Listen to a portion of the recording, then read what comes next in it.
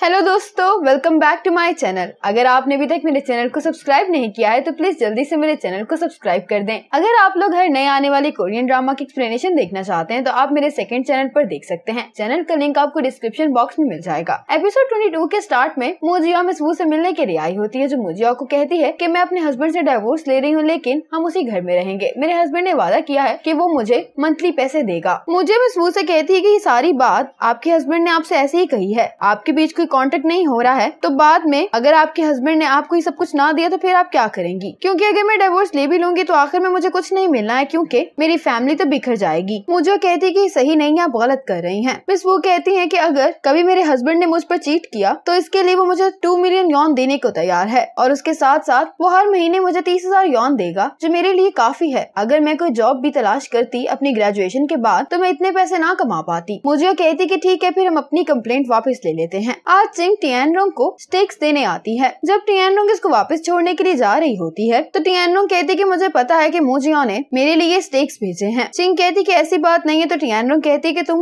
मुझसे झूठ नहीं बोल सकती हो, तुम्हारा घर मेरे घर से बहुत दूर है, लेकिन स्टेक्स तो अभी भी फ्रीज हैं। चिंग कहती है ऐसा इसलिए क्योंकि मोजिया चाहती है कि तुम अपना सही से ख्याल रखो। टियानरोंग कहती कि उसको भी मेरी तरफ से कह देना कि वो रात को टाइम पर सो जाया करे और अपना ख्याल रखे। चिंग कहती कि ठीक है। यहाँ पर टियानरोंग एक बिलबोर्ड देखती है जिसके ऊपर ये लिखा होता है कि जिनलोंग में सिक्योरिटी ऑफिसर की जॉब है, और टियानरोंग इस जॉब के लिए अप्लाई कर देती है। और आज ही टियानरोंग को ये जॉब मिल गई होती है और ये अपने काम पर भी आ गई होती है। और अब टियानरोंग कैमरास के थ्रू ही मुजिया को देख रही होती है। टियानरोंग को वेनबिंग के एक दोस्त की कॉल आती है और वो उसको बताता है कि वेनबिंग जेल से बाहर नहीं आ सकता, क्योंकि उसकी वहाँ पर भी किसी से लड़ाई हो गई है। क्योंकि वो आदमी वेनबिंग की गर्लफ्रेंड के बारे में कुछ कह रहा था। जिस आदमी से उसकी लड़ाई हुई वो काफी गरीब है, तो तुम मेरे अकाउंट पर कुछ पैसे ट्रांसफर कर दो तो ये मसला खत्म हो सकता है। टियानरोंग जल्दी से बैंक में आकर ये पैसे ट्रांसफर करवा देती है। टियानरोंग उसी आदमी से बात कर रही होती है, कहती है कि मैंने जो पैसे जमा करवाए थोड़े हैं, लेकिन थोड़ी देर तक मैं बाकी पैसे भी जमा करवा देती हूँ। इतने में ही इसकी टक्कर एक गाड़ी से हो जाती है। ये लड़की बहुत परेशान हो रही होती है। टियानरोंग से कहती है कि तुम्हें चोट लगी है, मैं तुम्हें हॉस्पिटल ले जाती हूँ। टियानरोंग कहती है कि मुझे हॉस्पिटल नहीं जाना है, तुम्हारी वजह से जो मुझे चोट लगी है उसके बदले में मुझे तुम पैसे दे दो। और इस लड़की के पर्स में जितने भी पैसे होते हैं ये सारे टियानरोंग को दे देती है। ये लड़की अपने बॉयफ्रेंड को कॉल कर रही होती है, जो कि फैन होता है। इसको देखकर टियानरोंग चुप जाती है। फैन इसको कह रहा होता है कि अगर तुम्हारा सामना फिर ऐसे किसी से हो तो तुम उसको सीधे ही पैसे नहीं दे देना, बल्कि पुलिस को कॉल करना। फिर ये जल्दी से बैंक में आती है। ये एटीएम मशीन में पैसे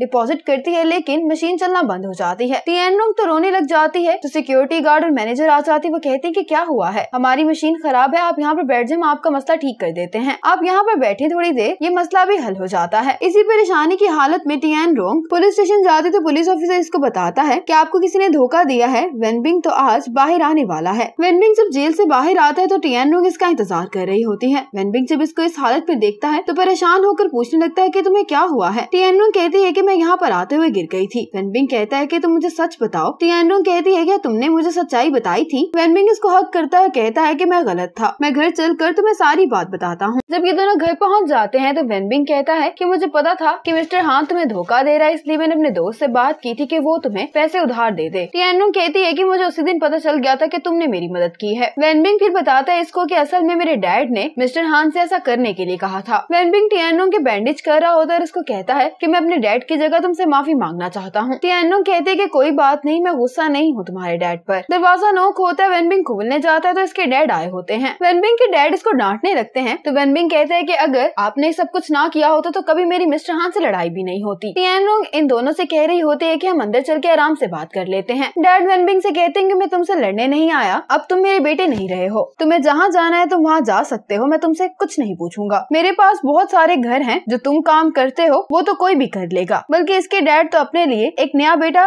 ढूंढने की बात कर रहे होते हैं। इस बात पे वेनबिंग को गुस्सा आ जाता है, कहता है अगर आप ढूंढ सकते हैं तो ढूंढ लें। टियानरोंग इन दोनों को अंदर आकर बात करने का कह रही होती है, जिस पर डैड कहने लगते हैं कि मैं अपने बेटे से बात कर रहा हूँ, तुम हमारे बीच में नहीं आओ। वेनबिंग कहते हैं कि डैड आप टियानरोंग से ऐसे बात नहीं कर सकते हैं। इस बात पे डैड को गुस्सा आ जाता है और वो कहते हैं कि तुम मेरे बेटे ही नहीं हो, तुम अब इस टियानरोंग के साथ ही रहो। ये कहकर डैड यहाँ से चले जाते हैं। आज मोजिया लिगोंग के साथ एक बिजनेस ट्रिप पर जा रही होती है और मोजिया को पिक करने के लिए लिगोंग खुद आया होता है। लिगोंग को देखकर मोजिया बहुत खुश होती है। ये लोग जा रहे होते हैं तो मोजिया इस कॉन्ट्रैक्ट को पढ़ रही होती है और जिस कंपनी के साथ लिगोंग काम कर रहा होता है उसके बॉस का मैरिटल स्टेटस ये लिखा होता है कि उसकी डिवोर्स हो गई है। और कहती है कि याद है तुम्हें मैंने अपने एक डिवोर्स केस के बारे में बताया था जिसमें जिसमें मेरी क्लाइंट का हस्बैंड उसे झूठ बोल रहा था कि उसकी कंपनी नुकसान में है, लेकिन असल में उसकी कंपनी बहुत अच्छे से चल रही थी। अगर इसकी वाइफ को इस बारे में पता चल जाएगा तो इसकी वाइफ कोर्ट में इसके खिलाफ अपील भी कर सकती है, जिसकी वजह से इसके हस्बैंड के स्टॉक्स को फ्रीज कर लिया जाएगा। और ऐसा हो जाने की वजह से जो फ्यूचर में इन्वेस्टमेंट प्लान होंगे उसमें भी फर्क पड़ सकता है। ये सुनते ही ली गोंग मिस्टर फैंग को कॉल करता है और कहता है जीवी गार्डन के बॉस का मैरिटल स्टेटस चेक करो। ली गोंग मुझे से कहते हैं कि तुम बहुत ही होशियार और तुमने बहुत अच्छा काम किया है अभी। मिस्टर फांग ली गोंग और मुझो के पास आता है और उन्हें बताता है कि जीवी गार्डन के बॉस की डिवोर्स हो चुकी है, लेकिन इन दोनों ने कुछ समझौता करके आराम से डिवोर्स ले ली थी। मुझे कहती कि ये केस बिल्कुल मिस वू के केस के जैसा है। उसने अपनी वाइफ को इस प्रोजेक्ट से पहले इसलिए डिवोर्स दे दी क्योंकि वो जानता था कि वो इस प्रोजेक्ट से बहुत से पैसे बनाने वाला है और उसे अपनी वाइफ और अपने बच्चे को इसमें कोई भी हिस्सा नहीं देना पड़ेगा। ली गोंग कहता है कि हम ये कॉन्ट्रैक्ट साइन नहीं कर रहे हैं, इसलिए कल की सेरेमनी कैंसिल कर दो। वेन बिंग टिएनरोंग को हॉस्पिटल लेकर जाता है और उसके बाद ये दोनों खाना खाने के लिए आ जाते हैं। ये दोनों एक दूसरे के साथ काफी अच्छा टाइम गुजार रहे होते हैं। दूसरी तरफ ली गोंग और मुजिया ड्रिंक करने के लिए आए होते हैं। ये आपस में ऐसे एक दूसरे के बारे में बात कर रहे होते हैं कि मुजिया को मिस वू की कॉल आती है जो उसको बताती है कि मैं तुम्हारे एग्रीमेंट के मुताबिक अपने हस्बैंड से डिवोर्स ले रही हूँ। इस पर मुजिया बहुत खुश होती है कि फाइनली मिस वू को इसकी बात समझ में आ गई है। अगले दिन मुजिया को अपने ऑफिस में इतना अच्छा काम करने पर अवार्ड और सर्टिफिकेट मिल रहा होता है। मुजिया कहती है कि मैं आज अगर यहाँ पर इतना अच्छा काम कर रही हूँ तो इसके लिए मैं लिन चाओ की बहुत शुक्रगुजार हूँ, क्योंकि मैं अपनी एजुकेशनल बैकग्राउंड की वजह से कभी भी यहाँ पर जॉब नहीं कर पाती, लेकिन लिन चाओ ने मुझे यहाँ पर काम करने का मौका दिया। मुझे कहती है कि अगर मुझे आज ये अवार्ड मिला है तो इसका क्रेडिट लिन चाओ को जाता है। और फिर शाओफी मुजिया की आंखें बंद करके इसे कहीं पर लेकर जा रही होती है और ये होता है मुजिया का न्यू ऑफिस। इसके सारे कोलीग्स यहाँ पे मौजूद होते हैं, मुजिया के लिए तालियां बजा रहे होते हैं। मुजिया अपने सभी कोलीग्स का उनके गिफ्ट्स के लिए शुक्रिया कर रही होती है और फिर रात को मुजिया अपने कोलीग्स के साथ अपनी जीत को सेलिब्रेट करती है। जब सारे कोलीग्स चले जाते हैं तो लिन चाओ मुजिया से कहती है कि ली गोंग सिर्फ तुम्हारा बॉयफ्रेंड नहीं है बल्कि जिंडा का एक बहुत अहम हिस्सा है, लेकिन अब अगर तुमने ली गोंग के साथ होने का फैसला कर लिया है तो कोई भी फैसला लेने से पहले तुम्हें कई बार सोचना होगा उस पर। मुजिया कहती है कि मैं समझ रही हूँ कि आप क्या कहने की कोशिश कर रही हैं। मुझे यहाँ से बाहर निकलती है तो ली गोंग बहुत ही स्टाइलिश पोज बनाकर खड़ा होता है। मुझे उसको इग्नोर करके आगे चली जाती है तो ली गोंग उसको रोककर कहता है कि मैंने तुम्हारे लिए इतना स्टाइलिश पोज बनाया था, क्या तुमने नहीं देखा? तो मुजिया कहती है कि नहीं। ली गोंग कहता है कि तुमने क्यों नहीं देखा? मुजिया कहती है कि हमें गाड़ी में बैठ जाना चाहिए। फिर ली गोंग हंसते हुए इसके पास आता है और ये दोनों ऐसे ही मुस्कुराते हुए गाड़ी में जाकर बैठ जाते हैं। और अब टाइम थोड़ा सा फास्टली दिखाया जाता है। मुजिया और ली गोंग काफी खुश होते हैं एक दूसरे के साथ। मुजिया कुछ डांस क्लासेस भी ले रही होती है और साथ ही ये अपना काम भी बहुत अच्छे से कर रही होती है। आज ली गोंग मुजिया के साथ अपनी एक डील फाइनल करने के लिए आया होता है। ये अंदर जाने से पहले वो कॉइन निकालता है जो मुजिया ने इसको दिया होता है और कहता है कि फैसला नहीं कर पा रहा हूँ तो मैं चाहता हूँ कि तुम मेरे लिए टॉस करो। मुजिया टॉस करती है तो ये कॉइन सीधा खड़ा हो जाता है। ली गोंग कहता है कि इसका क्या मतलब है? मुजिया कहती है कि इसका मतलब ये है कि तुम्हें वापस चलकर काम करना चाहिए और ये डील नहीं करनी चाहिए। लेकिन ली गोंग कहता है कि मैं इस पर यकीन नहीं करता और मैं ये डील फाइनल करना चाहता हूँ। ली गोंग की इस आदमी के साथ सारी डीलिंग हो गई होती। ली गोंग सिर्फ एक ही शर्त रखता है जिस पर इस आदमी को एतराज हो रहा होता है। वो कहता है कि इसके लिए मुझे कॉल करनी होगी। मुजिया देखती है कि ली गोंग काफी नर्वस दिखाई दे रहा है। मुजिया उसको हौसला देते हुए कहती है कि फिक्र नहीं करो, सब ठीक होगा। थोड़ी देर बाद ये आदमी आता है और कहता है कि मुझे तुम्हारी शर्त मंजूर है और फिर इन दोनों की डील फाइनल हो जाती है। ये लोग जब बाहर निकलते हैं तो मुजिया ली गोंग को कांग्रेचुलेशंस कह रही होती है कि तुमने सिर्फ 10 मिनट के अंदर इतना बड़ा प्रोजेक्ट हासिल कर लिया है। ली गोंग इसको कोट पहनाते हुए कह रहा होता है इस 10 मिनट के पीछे मेरी बहुत मेहनत है। और फिर ली गोंग इसको अपना हाथ देता है और कहता है कि हम चलते हैं। दूसरी तरफ टिएनरोंग और वेन बिंग ने आज कोर्ट मैरिज कर ली होती है, जिस पर ये दोनों ही बहुत खुश दिखाई दे रहे होते हैं। और इसी हैप्पी मोमेंट पर एपिसोड 22 खत्म हो जाती है।